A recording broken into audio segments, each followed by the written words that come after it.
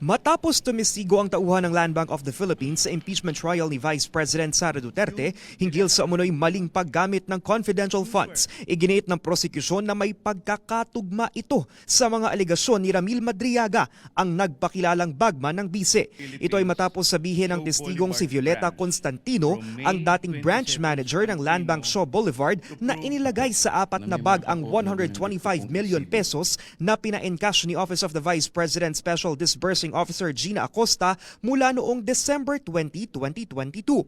Matatanda ang sinabi ng self-confessed bagman ng bise sa pagdinig ng House Justice Committee noong Abril na mula gabi ng December 20 hanggang umaga ng December 21, i-deliver niya sa iba't ibang tao ang 125 million pesos na nakalagay sa 4 na malalaking bag. Utos umano ito ni Duterte. Ayon kay prosecution spokesperson Ace Barbers, tila may striking coincidence sa dalawang pahayag. Sa tanong kung parehong bag lang ba ang tinutukoy ni Madriaga at Constantino, tingin ng prosecution, I believe so. It's one and the same.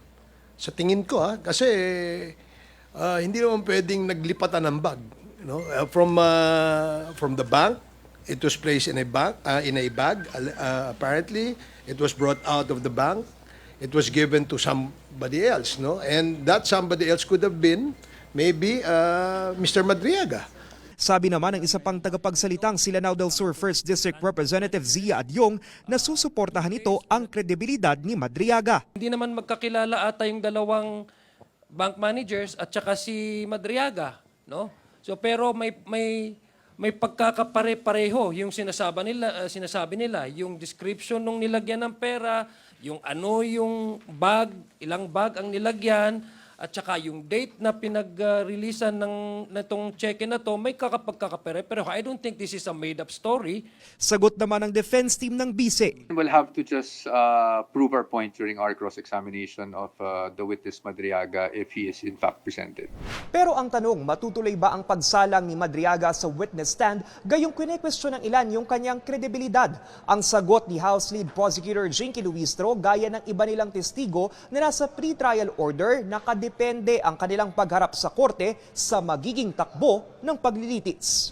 Giit naman ni House Prosecutor Lawrence Defensor, appetizer o pampagana pa lang ang sinabi ng bank witnesses na unusual o kakaiba ang pag-encash ng ganung kalaking pera.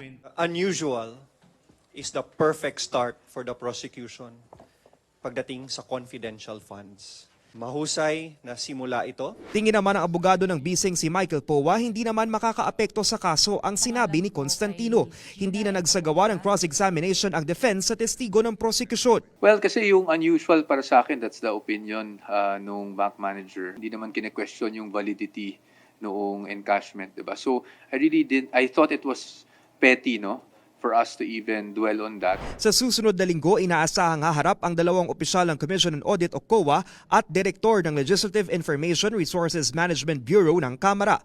Ayon kay House Lead Prosecutor Jinky Luistro, matatalakay na rito ang Notice of Disallowance mula sa COA kaugnay ng confidential funds ni Duterte o kautusang ibalik ang pondo. Nang tanungin kung titindi ba ang pagkilatis ng defense team sa mga tauhan ng COA, Siyempre, mas masalimuot pagdating sa COA because I'm sure mas maraming tanong din ang may lalabas ng prosecution ukol dyan, no, to make their case. What I can say is kung hindi naman kinakailangan, hindi na rin namin masyadong hihimayin pa para naman hindi tayo petty.